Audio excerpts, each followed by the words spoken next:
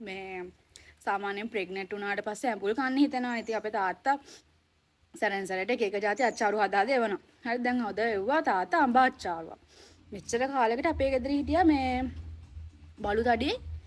එයාට නිකන් දුන්නත් ඔය ඇඹුල් જાති කන්නේ නැහැ සාමාන්‍යයෙන්. හරිද? ඒවා දැන් මට දොළ දුක ආවට පස්සේ එයාට දොළ දුක වලට බලන්න. මෙච්චරයි මම කියන්න ඕන.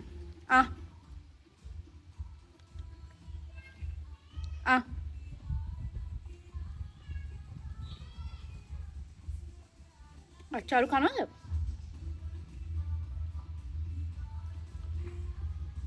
කනවද? sit down.